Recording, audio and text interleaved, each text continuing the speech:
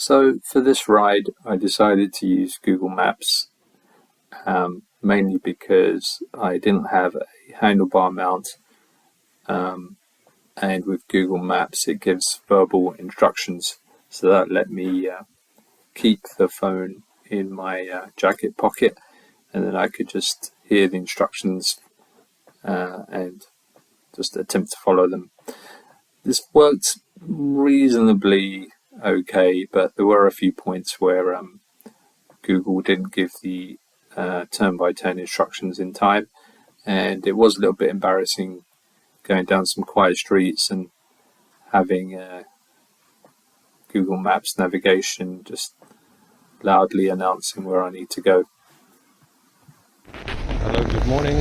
So today I'm going to cycle to Limehouse, and starting from Edmonton Green,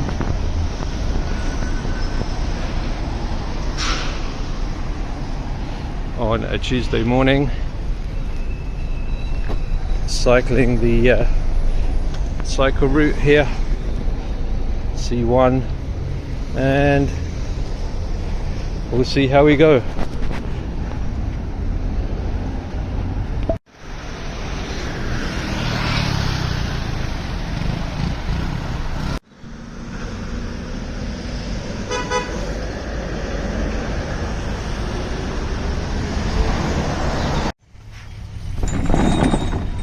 Stony Bridge,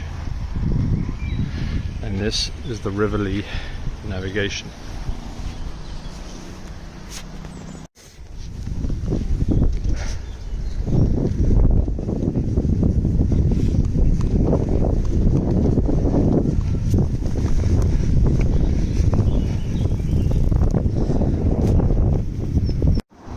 Interesting artwork here.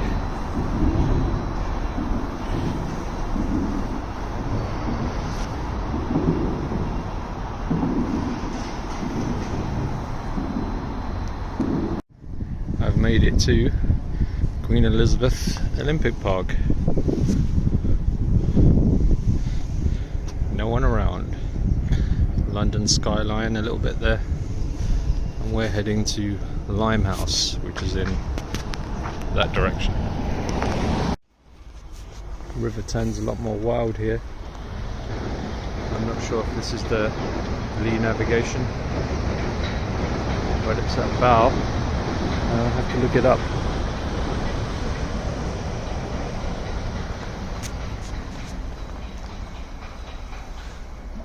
Almost to my destination, Limehouse Lock, Limehouse Basin.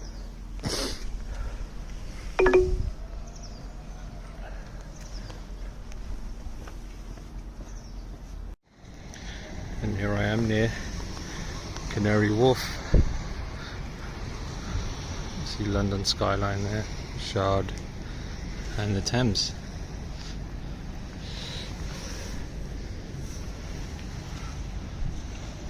Hopefully stop off for some refreshments and a coffee.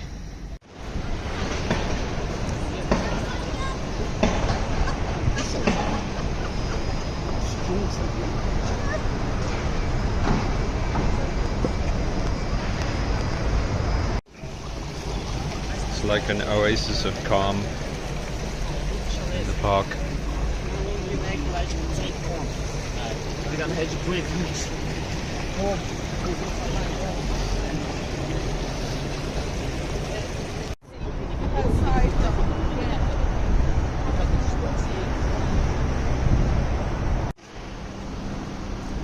Let's go try this roof garden.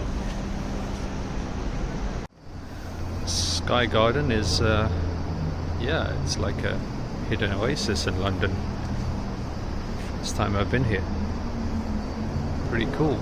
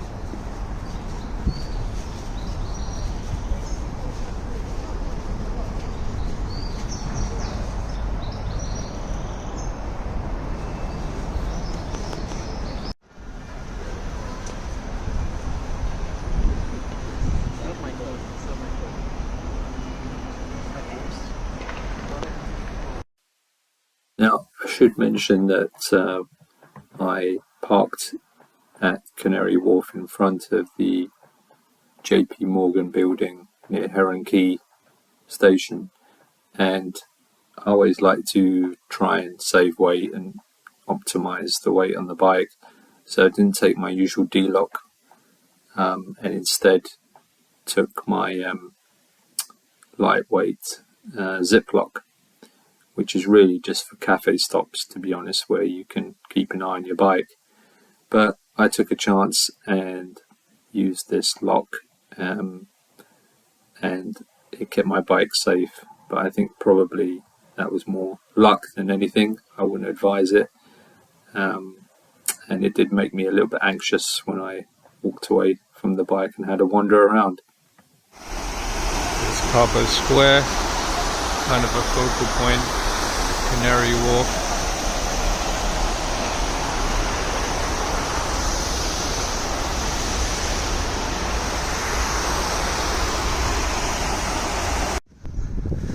National Cycle Route 1. This part is really nice and pleasant. Along the river, going back.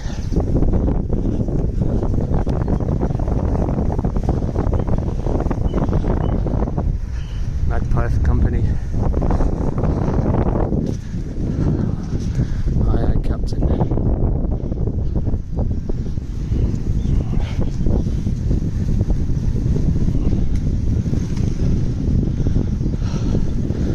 Lots of little routes off of this, it looks like.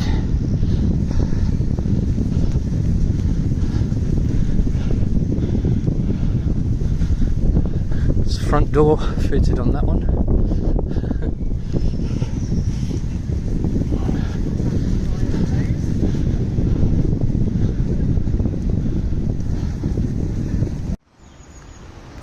And the wild part of River Lea. You can just see a heron there fishing for his dinner.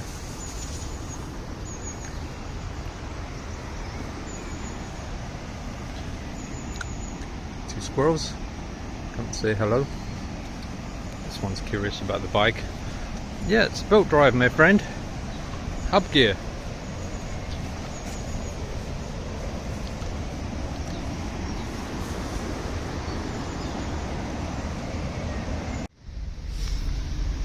Back on the Lea Navigation.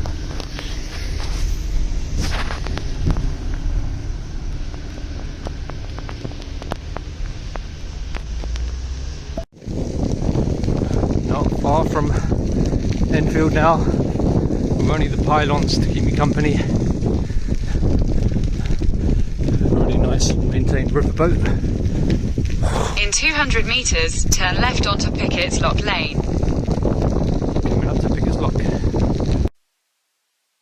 So I made it back, and some comments and some things I definitely do differently next time.